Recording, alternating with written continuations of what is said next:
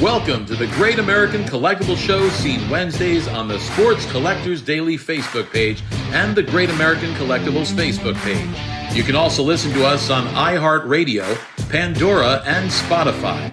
The Great American Collectibles Show is brought to you by the National Sports Collectors Convention and Sports Collectors Daily. Tonight's headlines are brought to you by Sports Collectors Daily. For all your hobby news, features, and more, go to sportscollectorsdaily.com. And now your host, Tom Zappola, and Red Sox Hall of Famer, Rico Petrocelli. Wow. Mr. Petrocelli, how are you? Well, nice to see you again. How's every everything? 2 weeks. How's everything? How you doing? Okay? Not good. Yeah, Tom Zappola and my friend, my paisan and co-host, Red Sox Hall of Famer, Rico Petrocelli. You're also looking at our good friend, Danny Wulkan from Memory Lane Auctions and the notorious, he looks like an usher. He looks like an usher for the Yankees. I've got my 1960s. This is an original 1960s Yankees Ushers hat. 2 dogs, please. Can we have 2 dogs? I've got Get your my peanuts. Yankee I'll take the popcorn cup. And if the Yankees do not sign Soto next year and they save all that money, I already have inside information that the price of concessions will be going down because they won't spend that money on Soto. So you still have to pay $200 for beer, but you will be able to get your popcorn for 25 cents. Welcome to the Great American Collectibles Show. Our good friend Steve Lane, New Orleans Steve Lane, one of the probably the biggest Mickey Mantle collector in the country. But we're going to start off with a little programming note. Right before we came on the air here, we got some very sad news from a couple of different sources. By now, you guys have already heard it, but just an icon here in the Boston area. I don't even know how you describe him. He was an ambassador for the Red Sox, ambassador for fans here, and he was a very, very dear friend of yours, one of your closest friends, Louis Tiant passed away. And very sad. Very sad. He had been sick. He's was on dialysis and just passed away. Louis was not only a great pitcher, but a great person. Everyone, I don't know anyone that does not like him. They love him in Boston, the fans, the Red Sox organization. He's been with them for all these years. And he is a great, not just good, great teammate, funny, joke around, and I tell you, I tell stories about it. Tell us when he was on the mound. He wouldn't come on. Can you tell us that? Yeah, I mean, there were times when I was at third, when Louis was, pitching a game, and we'd be ahead, or late innings if he was struggling a little bit, maybe had a couple of guys on, and the bullpen was going, and the manager would come out. Who's Zimmer? No, not Zim. Johnson. Oh, yeah. Yeah, Darryl Johnson, who is a terrific guy. And he would come out, and Louis go, "Hey, what try to do is, hey man, what do you want?" Louis said, "Louis, I'm gonna take you out." He says, "You take me out. If I lose the game, I lose myself, not from the bullpen." And Darryl would go, "Okay," and walk away. But he was tough, really great competitor. Everything he is.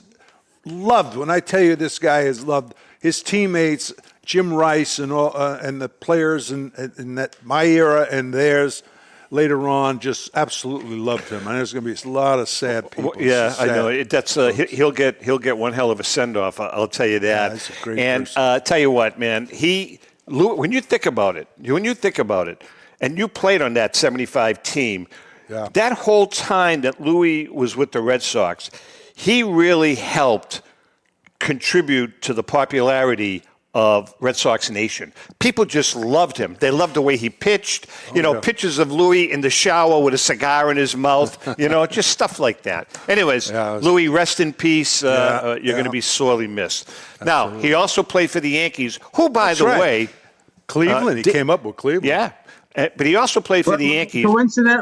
Coincidentally, I saw in 1964, I don't know if it was his first game, but definitely one of his earliest games.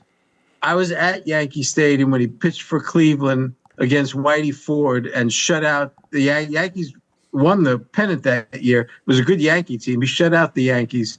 Yeah, is either his first or second game I saw him. Wasn't that the year that he had a sub-2? He had a sub-2 ERA, didn't he? He had 190, I think it was, and 160. Two seasons. Bunch of 20-game winners. Yeah, he was great.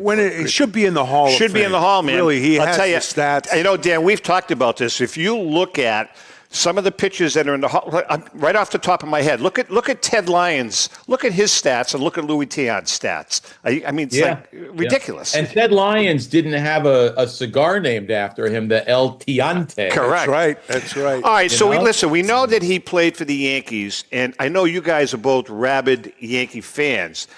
And I want your feelings, Steve. I'm going to ask you first, your feelings about the fact that the Yankees are on the verge of being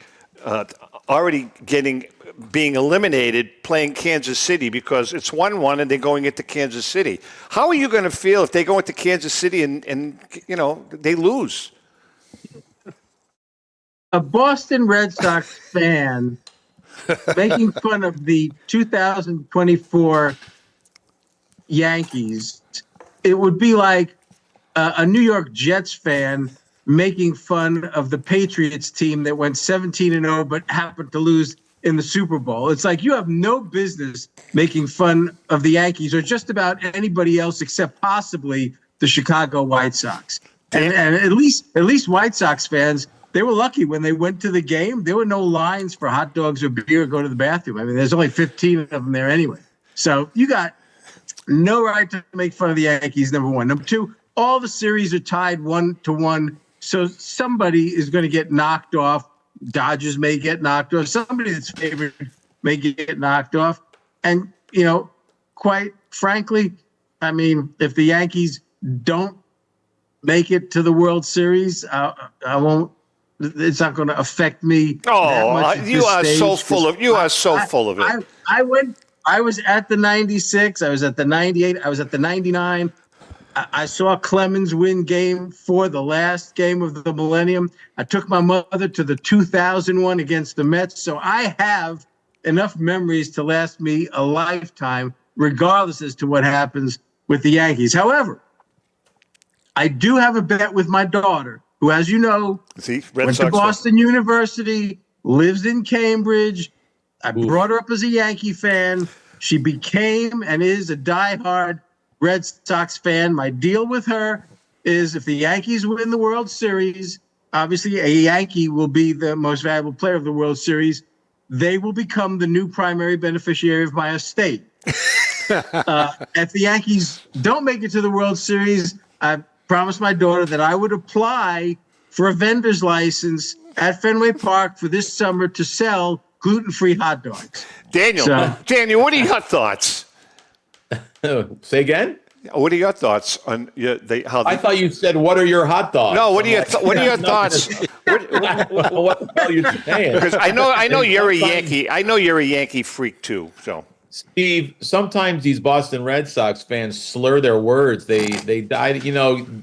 We don't drink in the morning. That's all I have to say. No, it is. And I don't collect baseball cards. I mean, I fish for cards, but I don't collect cards.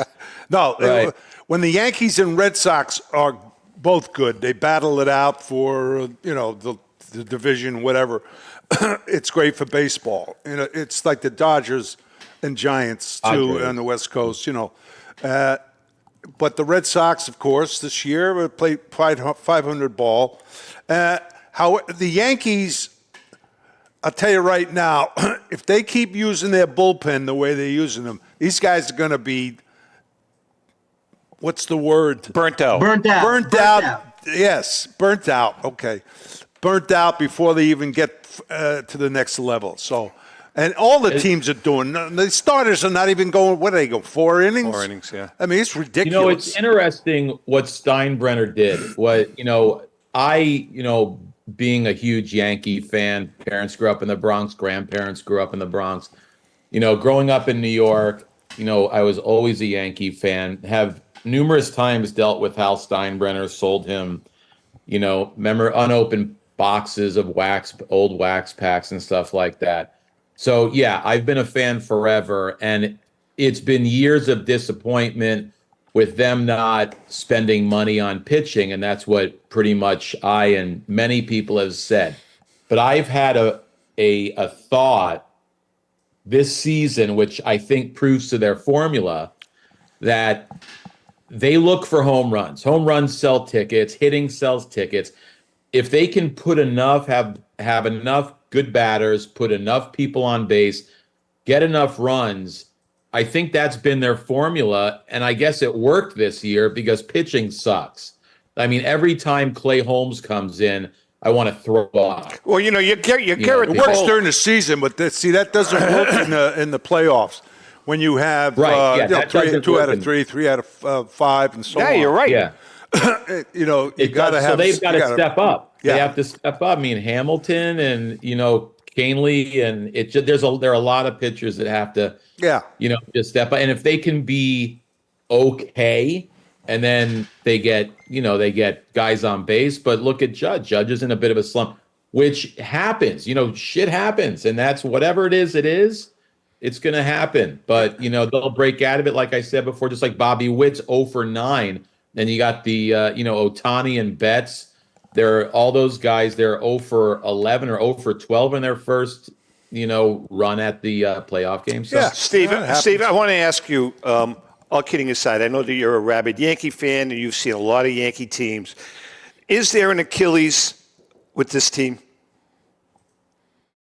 Well, I mean, yeah, I mean, like Dan said, they relied on home runs this year to win games. I mean, if Clay, and it's hard because this team right now is not the same team during most of the regular season. Because most of the regular season, they relied on Clay Holmes to save games, and he blew like 11 or 12.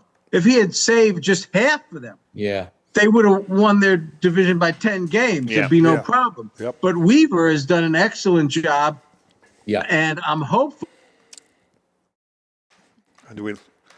Steve, you froze, baby. See? The Red Sox. Oh, there they go. Oh. Steve is frozen. Steve, you froze. Which I think that's a good thing. Oh boy!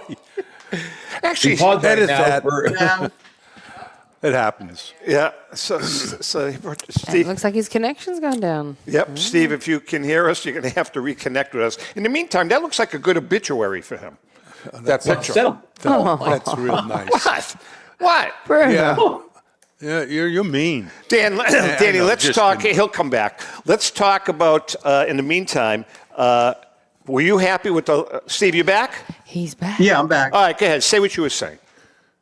The only thing that I was saying is if they can find somebody to pitch well in the 8th, they've got Weaver in the 9th, that means you just need to be ahead by the 7th. And with the hitters, they He's lost them again, but that's the formula they had when they were winning those World Series with probably the greatest. They should be able to win. All right. Yeah. All right, listen, hey, Danny, your auction, were you happy with the results of the last auction? Absolutely. But you're not going to believe what we've got coming up. I'll get into that, when you're ready, but some powerful, powerful cards. Yeah, we're going to talk about that in the second segment, second and third segment. The last auction was, it definitely, the results were really good. You're always going to get your ups and downs. Things are going to go for way high, and things are going to fall a little bit short. You'll have a consignor that's bummed, and you'll have, if we can bat $9.99, we're doing fine. I was very, very happy with my DeLong's Lou Gehrig. Just thank you very much. I was very happy with that. Absolutely. I found it in Florida. I swear to God. Lou Gehrig. Yeah, Lou Gehrig DeLong. Oh, boy. Anyway, we are chatting with Dan Wulkan and Steve Lane. Steve, your book did very well. Tell us a little bit about the book and tell us about your collection. The book is Mickey Mantle, A Life in Memorabilia. I started it during the pandemic because there was nothing to do. There was no place to go. somebody had suggested, well, maybe you should show your collection in a podcast. And I said, no, you do a podcast, it's gone. I mean, I want to put it in a form they could see it. And this is kind of like a museum in a book. It's my collection for the last 60 plus years. I started when I was like 6 or 7 years old. And I would have to say that I am the only person who has been able to trace Mickey Mantle's life from the time he was in 4th grade up to his passing. I have the very first photograph that still exists of Mantle that is actually signed by Mantle when he was in 4th grade in 1939. That's cool. And which he That's a listed. cool piece. He listed all his classmates. I have the very first baseball that he ever signed. It was in July 1949 when he was with the Independence Yankees. Kevin Keating said it is the earliest known single sign dated baseball of Mickey Mantle's. I have, game used bats, MVP awards. I have his game used glove from the 1963-1964 season that came from his family that he used in those 2 World Series. And he was the Golden Glove winner in 62. So anything that has anything to do with Mantle, I pretty much have, and I've been very lucky in accumulating the things that I have accumulated. Here's one you don't have, and you wish you had, and I wish I had. What, the ball that you caught? The ball that you caught when The he last was out. there for his last at bat. I know you threw away $1 million. No, I didn't. There was 2. I thought there was 3 out, and I threw the ball. But no, there was a man on base. It was his out was the first or second out. So I wouldn't have, Plus, we didn't know he was going to retire. We thought You would have stuck it in your pocket. Stuck it in my pocket. You're not kidding. Ran. I would have Danny, ran. you right knew out that, of the right? ball. You knew that, Rico. I would have ran right out of the ballpark. Let's get this popcorn out of the way. What I also have in this book, you see here, this is the program, the Red Sox program from that last game. Yeah. Signed by Rico Petrocelli. That's right. You signed it to him, remember? In Sheepshead Bay gibberish, because nobody can read anything that he wrote here, but I know it's his signature. Yeah. And the other thing that I forgot about this. This is the 535th baseball, his home run. And I mentioned that only because a few weeks ago, September 19th, was the 56th anniversary of when Mantle hit his 535th home run. If people don't know the story, that is the famous Denny McLain grooved home run where he came to Detroit. They knew he was going to retire. McLain wanted him to move into 3rd place in front of Jimmy Fox. He was behind Ruth and Mays. Told him he was going to throw him a fastball, threw him a fastball. Mantle hit it out. And all over on Facebook a few weeks ago, they're talking about this event. So I posted the baseball and said, look, here it is. I own it. And somebody responds, wow, that's fantastic. Do you live in Michigan? I'd really like to see the ball. And I said, no, I don't live in Michigan. I live in New Orleans. And it turned out the person that was writing to me was Denny McLain. So we agreed I would send him an inscribed copy of my book if he would send me an autographed copy of his book, and I'm waiting to get mine. Very nice, very nice. Yeah, he's been at the National a few times. Yeah, several times. Denny. Yeah, it was something. All right, listen, we're going to take. Yes, sir. We got about a minute and a half, Danny. In the next auction, we've got Mickey Mantle's high school yearbook, but they're pretty common. What comes with it is the original photo used not only for the yearbook, but the negative that was used for the yearbook picture. So we have the original photo, it should be like a type 1, and it just so happened that we think someone who worked there, but I think a custodian, they threw it out and he ended up taking it out of the trash and holding on to it. We can't prove that, But I'm telling you, there's some unbelievable. Well, we're going to stuff. in this next segment. We're gonna kind of pick your brain because I know there's some great stuff coming up. Mr. Lane, I can't thank you enough for jumping in at the 11th hour. And by the way, Bobby Capola and Jimmy Ryan from the Long Island show on the National was supposed to join us because of this Florida situation. Jimmy is stuck in Florida, couldn't get out. Bobby was having a hard time. So last night at, 8 o'clock or whatever, I reached out to Mr. Lane, and I asked him to join us since Dan, another Yankee freak, was going to be on with us. And Steve was gracious enough. All right, Steve, now you can go. You've served your purpose. I'm hopeful that my appearance is going to increase your viewership as it did last time, above the audience size that watches Alf reruns on Tubi. Hey, Steve, we're going to win the World Series. Stay tuned. Yeah.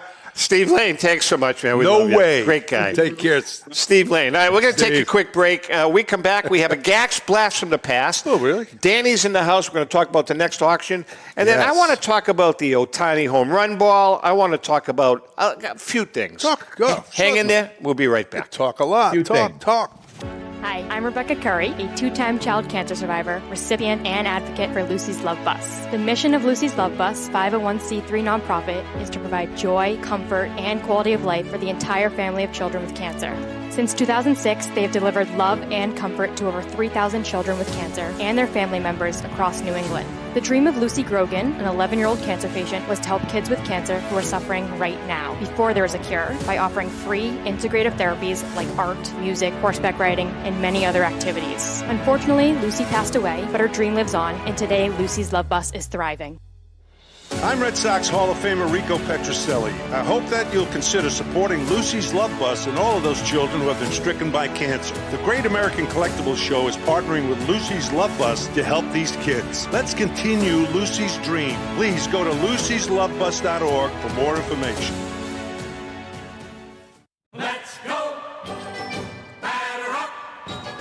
Hi, everyone. This is Rico Petrocelli. JustCollect.com, a leader in the vintage sports card industry, is giving free appraisals on your vintage cards. They'll evaluate your collection for free and let you know the value of it at no cost and no obligation. If you're ready to sell, JustCollect.com will offer you industry-leading prices to buy your card collection.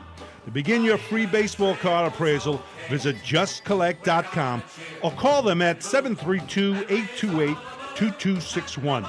That's JustCollect.com for your free vintage card appraisals and top buy prices for your cards. Check out JustCollect.com today. Since 1996, Brian Drent and the staff at Denver's Mile High Card Company have led the charge in the collectibles hobby. Mile High is a full-service dealer specializing in buying and selling cards and offers a competitive consignment program for all collectors. Whether it be their computerized want list service, appraisals, or auction services, Mile High has it all.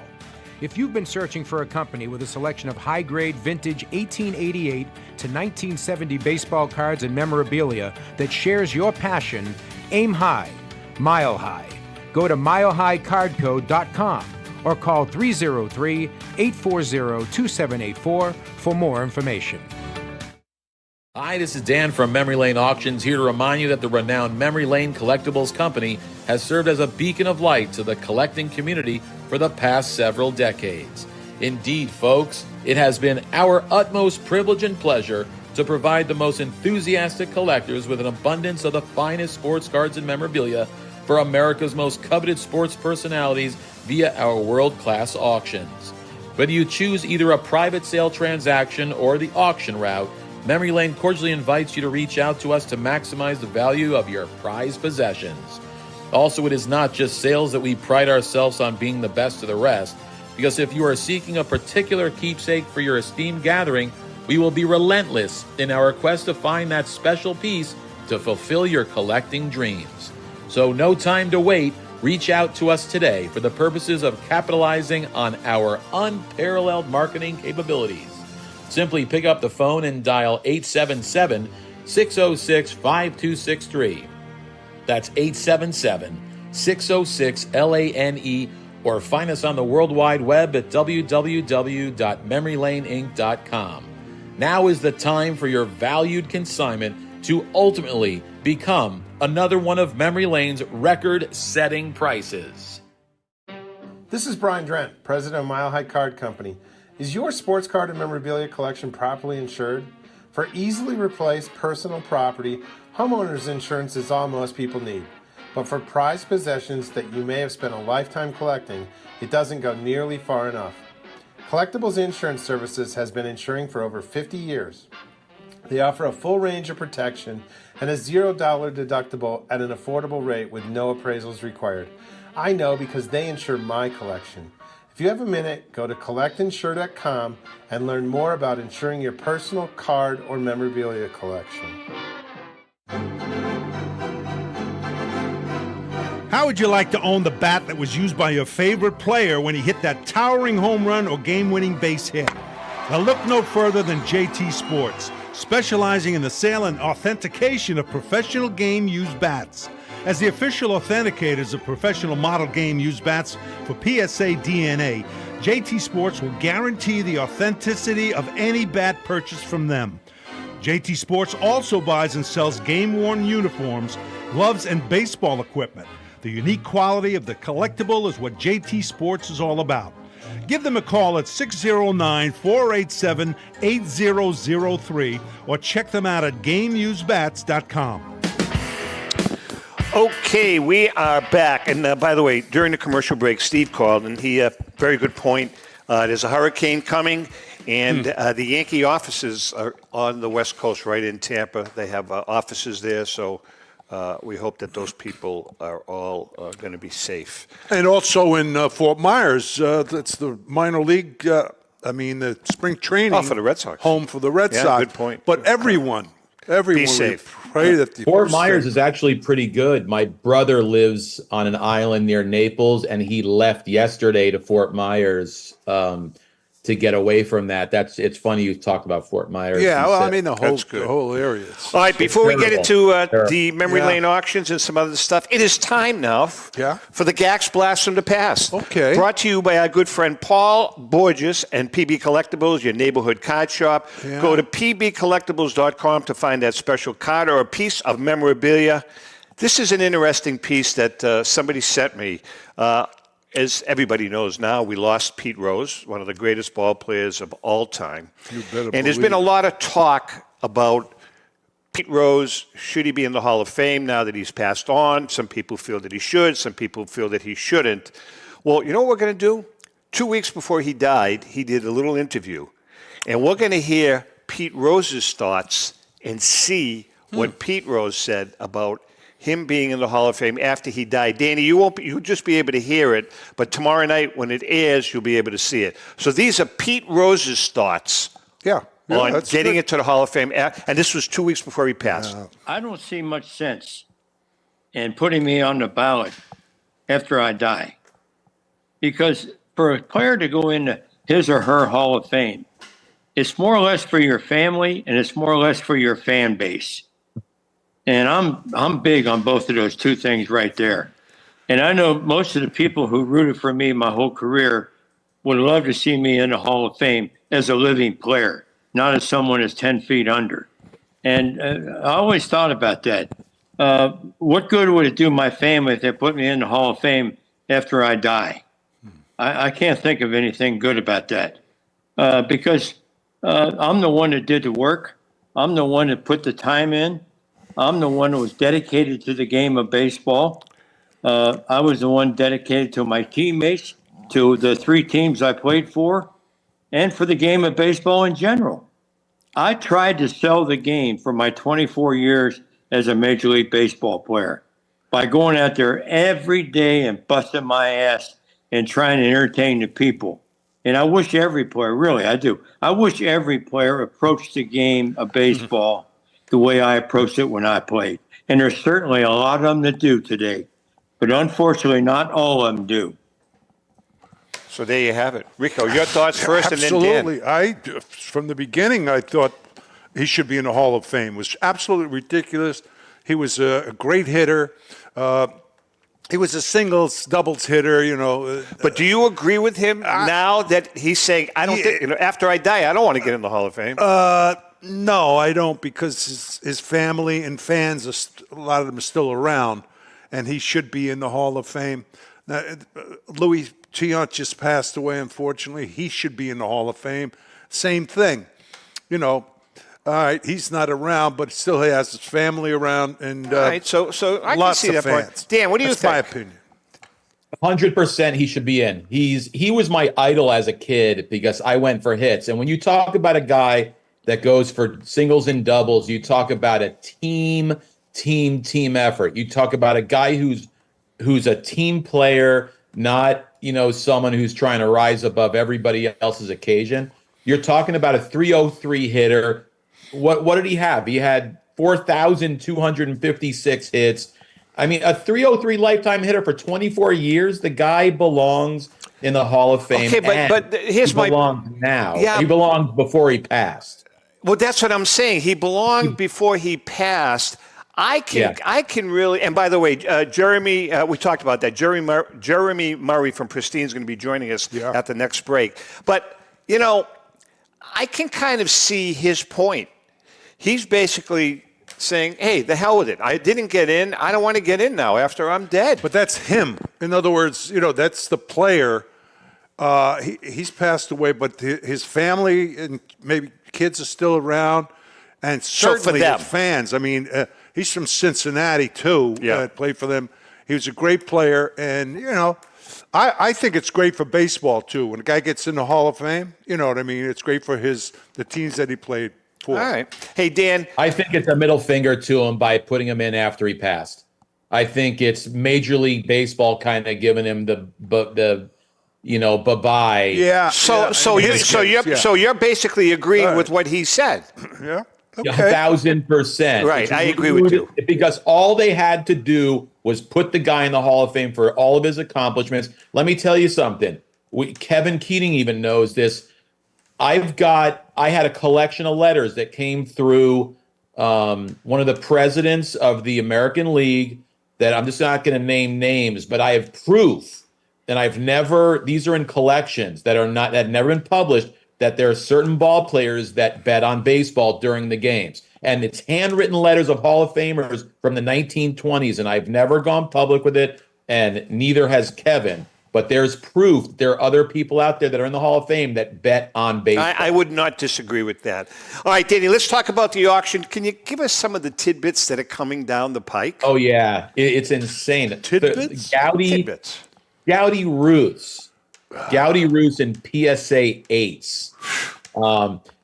Gowdy Garrigson, there are 4 Roots and PSA 8s. I wish I could pull up the photo real quick. But aside from that, I was talking about the Mickey Mantle 4-page letter that he wrote Merlin Mantle before they got married, which includes the envelope with his return address and the postmark. I think it was 1951. We also have a 15 cracker. Nope. Did we lose Danny? 7. Oh, okay. Cracker Jack? Sorry? No, you had frozen for a second. Yeah, you froze. It was a 15 Cracker Jack in a PSA 7. Wow. And a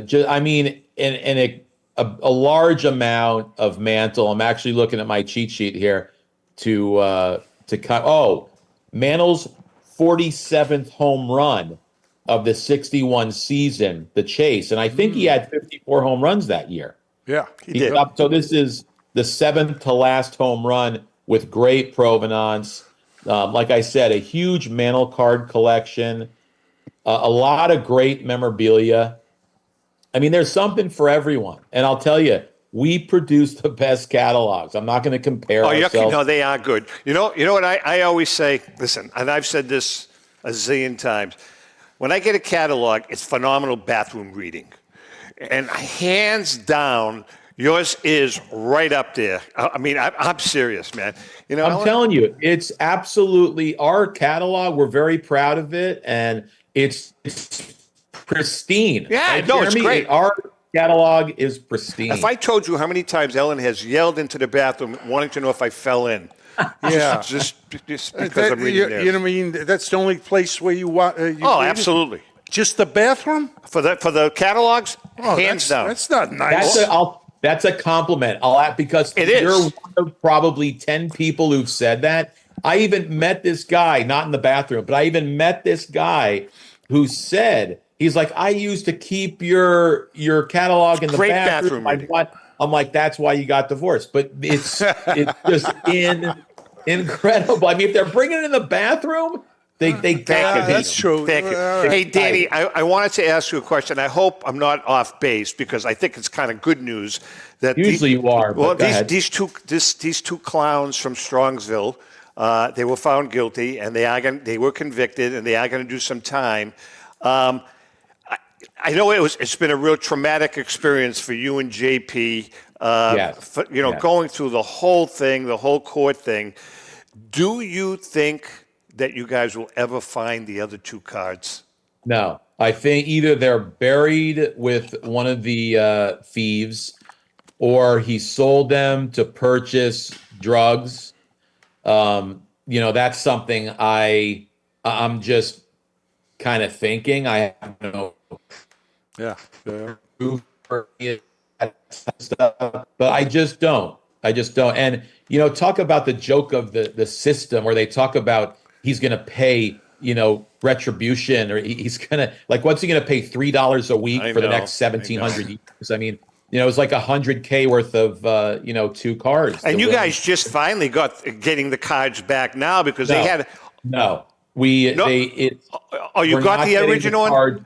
We're not getting the cards back yet because the trial or they're going to jail, but we're looking at, I think, December now because that's when they'll be.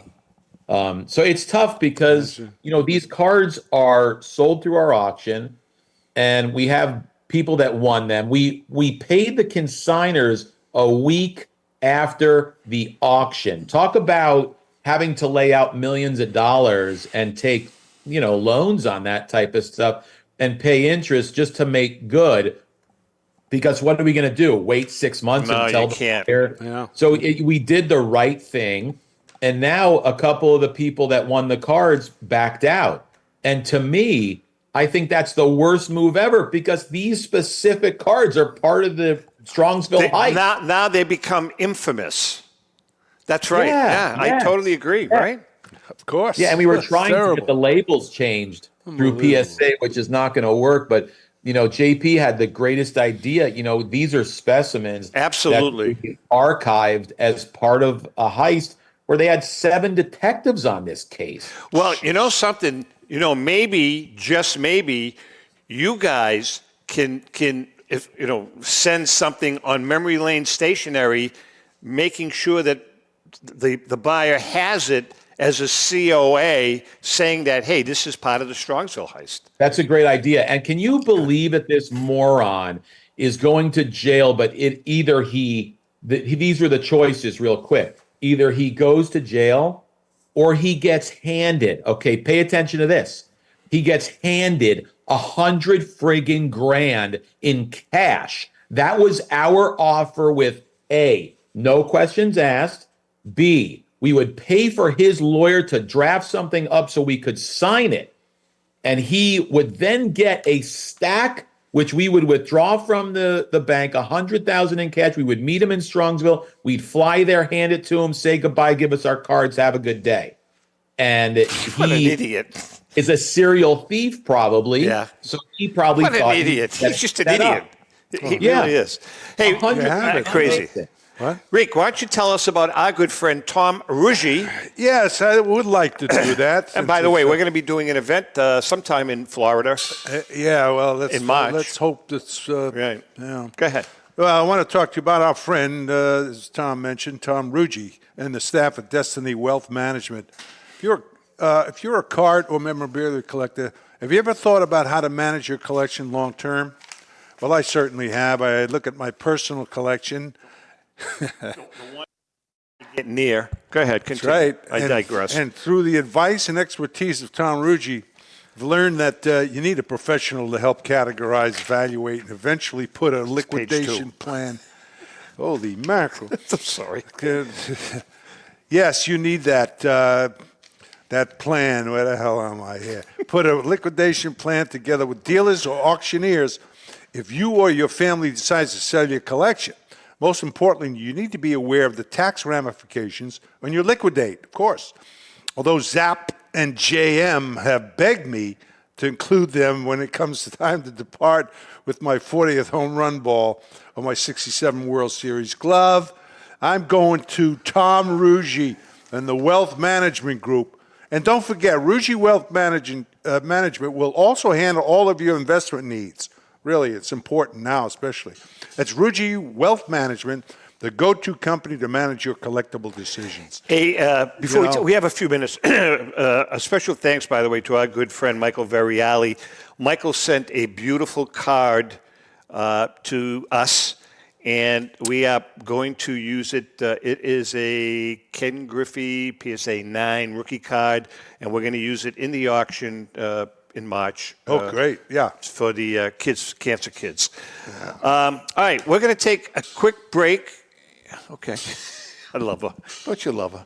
We're going to take a quick break, and we come back. Jeremy Murray from Pristine Auctions is going to join us. Danny's going to stay in the house. We're going to continue on. Hang in there. We'll be right back. Yeah. Pristine Auction is a family-owned and operated online auction specializing in autographed memorabilia, sports cards, coins, art, and collectibles. Since their founding in 2010, they've grown to 2 facilities in Phoenix, Arizona, totaling over 60,000 square feet.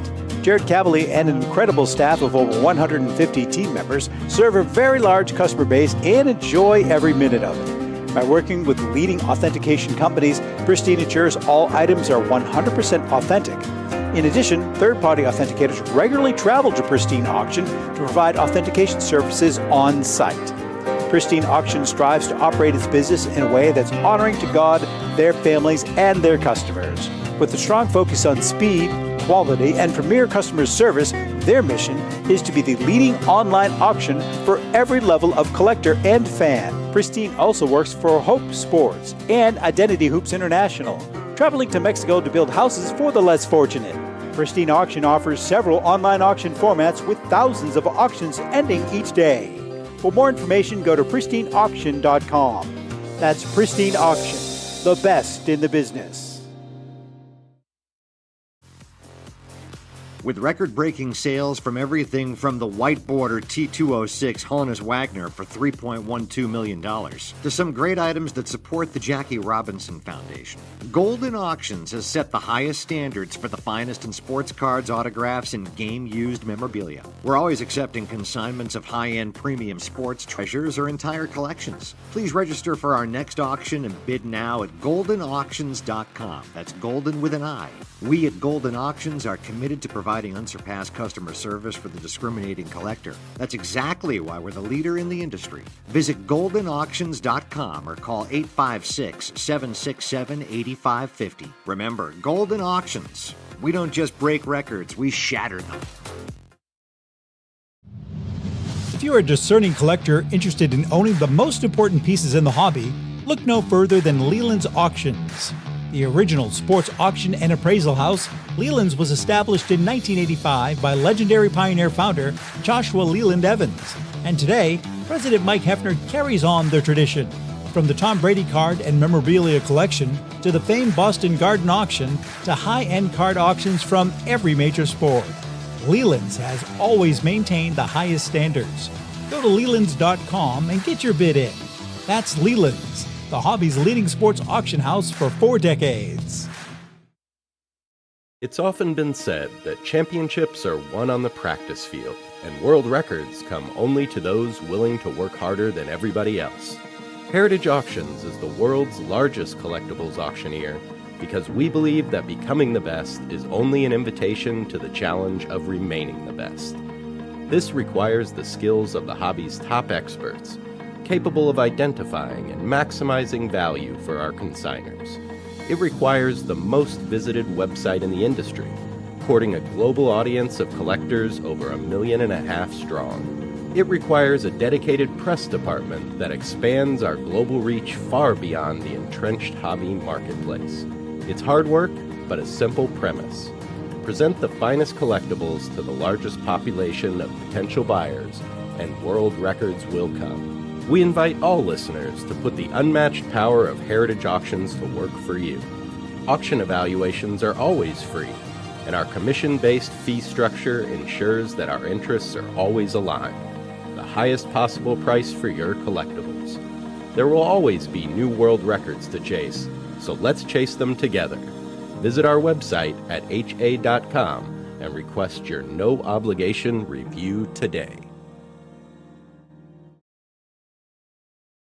Hi, this is Dan from Memory Lane Auctions, here to remind you that the renowned Memory Lane Collectibles Company has served as a beacon of light to the collecting community for the past several decades. Indeed, folks, it has been our utmost privilege and pleasure to provide the most enthusiastic collectors with an abundance of the finest sports cards and memorabilia for America's most coveted sports personalities via our world-class auctions. Whether you choose either a private sale transaction or the auction route, Memory Lane cordially invites you to reach out to us to maximize the value of your prized possessions. Also, it is not just sales that we pride ourselves on being the best of the rest, because if you are seeking a particular keepsake for your esteemed gathering, we will be relentless in our quest to find that special piece to fulfill your collecting dreams. So no time to wait. Reach out to us today for the purposes of capitalizing on our unparalleled marketing capabilities. Simply pick up the phone and dial 877-606-5263. That's 877-606-LANE, or find us on the World Wide Web at www.memorylaneinc.com. Now is the time for your valued consignment to ultimately become another one of Memory Lane's record-setting prices. Hey, I'm Mike Petroselli. If your company is looking for the best in marketing and promotional items, you'll hit a home run with Petroselli Marketing. With over 8,000 suppliers and 650,000 imprint-ready items, we can get your company the visibility it needs to get your maximum exposure. Whether it be office promotions, wearables, automotive, sports items, and everything in between, Petroselli Marketing can do it all.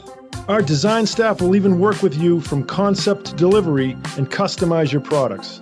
At Petroselli Marketing Group, we will get your brand in front of your audience. Contact us at info@petrosellimkt.com or call us at 603-880-3202. That's Petroselli Marketing, where no dream is impossible. Yeah, go to petrosellimkt.com. You can check out this website.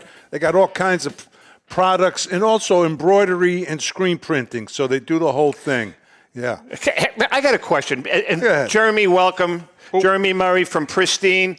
But before we get into this, and on deck, did you happen to look at the Great American Collectibles book, Great American Collectibles Show Handbook? No. Okay. You're supposed to have GAX memorabilia on. The hat is fine. Where is your GAX T-shirt? Listen, it was a mistake. You're full of crap. I have a drawer with all the... He's got a Petroselli marketing T-shirt on. That was an accident. Listen. That's a $40 fine. Oh, God. I'll give you a pen. I'll take it. All right. All right. So actually, can you get me a shirt like that? Yeah, I can. Will you? No. I don't like the blue. See, freebies he wants. Get me a black one. A nice black one. What's this? XL. That's a Red Sox fan for you. Yeah, XL. Cheap as anything.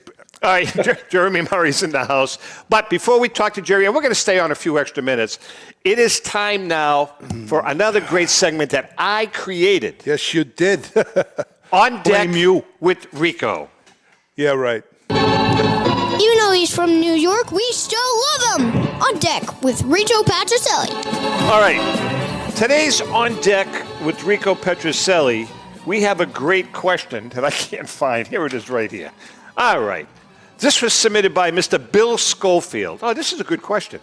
Well, Rico, you played against Pete Rose and knew him very well. Yes. How tough was he in the '75 World Series? extremely tough. He really hurt us as well as the others too. But Yeah, I was gonna there was say. something about him. One thing about Pete Rose, and Joe Morgan, I think they were 1-2 in the lineup.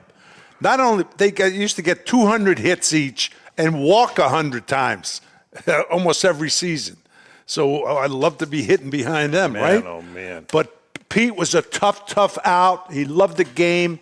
He hit the ball to all fields, and he hustled. Was he a good Charlie guy? hustled. Yeah, he was a heck of a guy.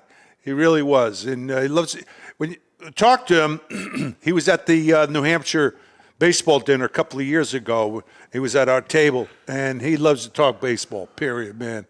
He loves the game, and I just feel he should be in the Hall of Fame. Well, I understand now that he's passed away. It's not. Won't be the same. That was a great World Series, and it was great. He batted won the MVP. Yeah, I was going to say that he won the MVP of that, didn't he? Yeah, pretty good. All right, Jeremy Murray from Pristine Auction. Jeremy, how are you, brother? Hey, guys. Jeremy. Hey, sorry for the last night, and I told Dan this. I understand something. I was in bed, half asleep when I sent that email. So I didn't mean to not make sense, but I'm glad that you kind of got the gist as to what I was doing, both of you. So, That was like hooked on so you're getting tonic. senile. That's what. Well, it you know is. what it was too. I had a long, tough day. You don't believe that, do you? No. Okay. Anyways, You might have had an extra martini. Or no, something. I actually had my one, just my one. Jeremy, parked the car. Back the car, yeah. Yeah, my car was in the garage. Listen, Jeremy, I don't know if you guys know each other. Dan Wulkan from Memory Lane. Very well. Yeah. Very well. Jeremy's amazing. He does a great job. And the thing that I like, your auction house with Jared is much different than Memory Lane's. You guys have a niche that is different from most others. And I think it's just a great business model that you guys have. Tell us about, you have there's a list here of so many different options that you offer. Can you tell us about some of them? For instance, the daily auction, the card auction, whatever. Yeah, what's interesting about Pristine and Dan at Memory Lane, what they do is incredible. What we try to do is just some auctions that are constantly actions and taking place on the site, but also getting kind of collectors at the different levels that there are, because there's not always those vintage collectors like y'all are talking about the Strongsville heist. Those massive, huge pieces like that, that's not really well in our wheelhouse. Right. We can kind of hit people at different levels where they are, and we do have the elite auction that runs monthly to get some higher end items in there. Actually, October 8th, which is today when we're shooting this, we have a new pop century or a pop culture auction that's running with more elite items. So we're trying to get in, sort of dabble into those higher end pieces, but our real wheelhouse is sort of just more for the common collector that's out there looking for pieces for their collection and things like that. I was absolutely, Danny, I don't even know if you know this. We had Jared on. He was guest hosting with us, and we were talking. Danny, how many employees does Memory Lane have? We have 15 about Okay. that. Jeremy, how many employees does Pristine have? We're about 105 right now. Oh, my God. That's exactly what I said. That's exactly what I said. Oh, my God. What do they all do? I mean, it's you have so many tentacles out there that it's like, it's amazing. Tell us about the 10-minute auction. That's an example. I'll go with the employees first. And we have people that come by and take a look at the warehouse and the facilities, and they're like, I had absolutely no idea this existed. Like, sort of the method behind the curtain that is taking place back there. It takes a load of people here because our stuff is quantity. Stuff is pouring in. The warehouse doors are packed full of stuff right now from dealers and basic consigners and things like that. So it takes a lot of people there to list the items and receive the items. But you're talking about the 10-minute auction. That's sort of one of the things is where it's constant action. And that's what people want right now. And you look at sort of the whatnot aspect of the business right now, where people want immediate gratification. They want action constantly, which is why we've added our Pristine Live that Jared's sort of taken under his wing right now as his baby, where he's 3 to 4 days a week that he's doing a live auction and events on our platform to get that whatnot to feel. So it really goes back to sort of satisfying customers along the way. Yeah. That 10-minute auction, or maybe some of those, do you get a lot of young kids? You know what I'm saying? That's a good question. Because remember at the National. Bing. Oh, my God, there were kids in the lobby all over the place. Yeah, what is the demographic for that, Jeremy? Yeah, it is. It's really for everybody. And I'll tell you a crazy story. I've got neighborhood kids that are constantly watching this, and they're saying, "Hey, Mr. Murray, hey, I'm seeing this and this and this in the 10-minute auction." But my dad was in town the other day, and he sat for hours watching the 10-minute auctions, just watching them. And he was telling me, "You can believe this sold for this, and this sold for this, and this." And I said, "Dad, I see it all day. Like, I understand." So it's not just for the young kids out there where they can pick up a good deal and some hot new items that they like. Yeah. People like my dad just love to sit there and watch. So let me ask you this, Jeremy. I mean, consigners, I don't know where you get the 10-minute items. I know you get them from dealers and some consigners. I mean, there is a possibility, and it would be to the benefit of the buyer, that a consignor can get pretty burned. Can he? In those 10 minutes? I mean, he paid X for this, and is either going to hit a home run or hit a single or hit into a double play, correct? Yep. Yeah, what's great about our consigners, we tell them to look at the picture as a whole. There's going to be times that a piece sells for a little bit less than what it should, but there may be some that sell above that. And for the most part, the consigners are fine with that. So you know what? That guy got a good deal on that piece, but I made it up on this other piece. It's all good. And so it's what's nice about that is you don't have a lot of time to really think or do your research and things like that. So you could get an amazing deal, or you may pay a tad bit more than what it is, but in the end of the day, it'll all work out. So Dan, go ahead, Dan. I'm sorry.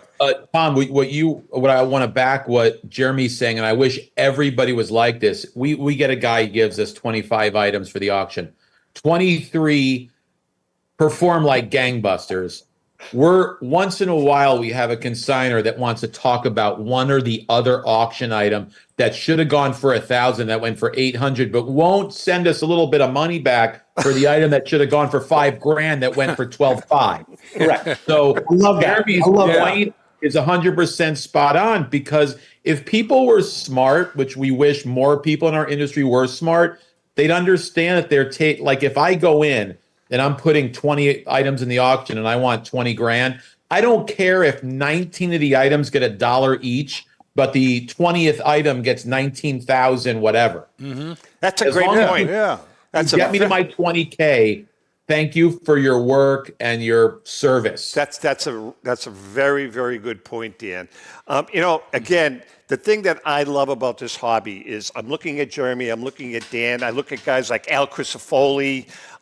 There are so many different levels to this hobby with the auction houses, and everybody seems to, you're all friendly competitors, and everybody seems to get along because everybody seems to have the niche. I mean, like Dan, I know that you're in the same category as maybe a Kenny Golden or a Derek Grady, Leland's. You know what I mean? But the point being is that you're all friendly competitors, and I absolutely love that. Hep is such a great guy. I mean, there's so many. You're right. It's friendly competition as long as we keep it that way and no one talks about each other. I mean, there's only, I think, one auction house that's talked about through everyone that, I won't mention, but it's just, it's a great hobby. It's a great industry. And I'm beyond grateful to be able to buy and sell dudes on cardboard. All right. I mean, at the end of the day. Oh, of course. Hey, Rick, I got to read another. This is a great show, too. And everybody knows Bobby and Jimmy. Yeah. Excuse me. You're Brian? I'm clearing my throat. Brian. I said, go ahead. See? I told you, senile. Brian. Celebrating the 20-year anniversary of the Long Island National, October 2004 to October 2024. 20-year anniversary, baby. Right. JP Sports and Rock Solid Promotions is pleased to present the Fall Classic Hofstra Sports Card Show, the Long Island National, Saturday, October 26th and Sunday, October 27th, held at Hofstra University. David S. Mack Sports Complex, 245 Hofstra Northern Boulevard, Hempstead, New York, 11549. Shop over 400 of your favorite hobby dealer tables and over 40,000 square feet of the sports collectibles paradise of vintage and modern-day sports cards and memorabilia. Major auction houses and third-party grading companies will be on site to assist you with your collecting and authentication needs. The Fall Classic is family-friendly, and all kids 12 and under get in for free. Must be accompanied by a parent, though, or a guardian. Don't forget. Autographs. Guests, they got great ones. They include Joe Klecko, Tony Armas, Tony Perez, Andrew Jones, George Foster. Talk about kick your ass. Big Red, the Big Red Machine. Pierre Turgeon, he's a hell of a hockey player. Omar Vizquel, great shortstop. Devon White, Otis Nixon, many more. Go to NewYorkShows.org for tickets and more information about the Fall Classic at the Hofstra Mack Center on Long Island, New York. That's New York Shows, nyshows.org. So Hofstra, that was a big school when the kids, when my era, when I went to school. Bill Cosby went there. Yeah, he did? Oh, that's nice. I'm just mentioning it. I just thought I'd throw that out. Yeah, it's Well, I didn't. I'm just he saying did. that I'm was a just school. telling you, I knew Hey, that. I who's just going to happened to know. Hofstra? I knew that Bill Cosby Ithaca went in New there. York. Ithaca, we're upstate New York. I just So make go it ahead. Hofstra's a great school. I lived in Long Island. I went to New York Tech, so I went next door. Okay, yeah. No, that Wayne was Corbett, right? Wayne Corbett went there, the receiver, old Jets receiver. That's right, he did. Yes. No, they The only one that helped no, they were good schools. No, are you kidding? They're very good school. Hey, Danny, before we leave, and are you going to be at the Wilmington show? Lewis will be be there, right?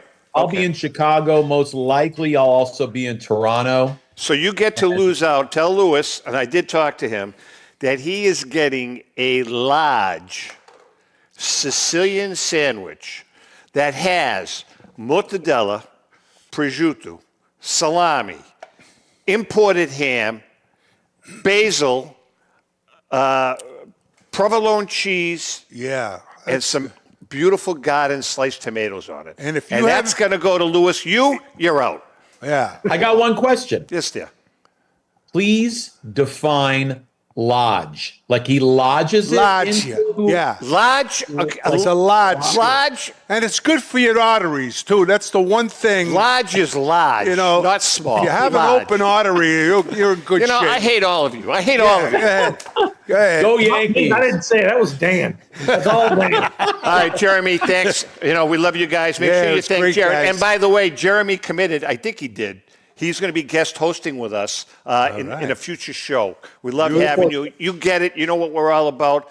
Plus that little accent. We kind of like that, Oh, Look at that Jordan piece. Look at that Jordan piece. I want that for the auction. Look how cool that piece is. Oh, wow. Oh, nice. that is a cool piece. Very cool. That's piece. great. All right, Dan. We Guys, love you. take care. Thanks a lot. Say hi Great to show. JP. Chrissy, as always, great job. Rick, again, Nice to be RIP here. to our dear friend, Louis Tion. Rest in peace, Louis. Yeah. A good friend to the show, a good friend to Boston, and he's going to be sadly missed. With that being said, happy collecting.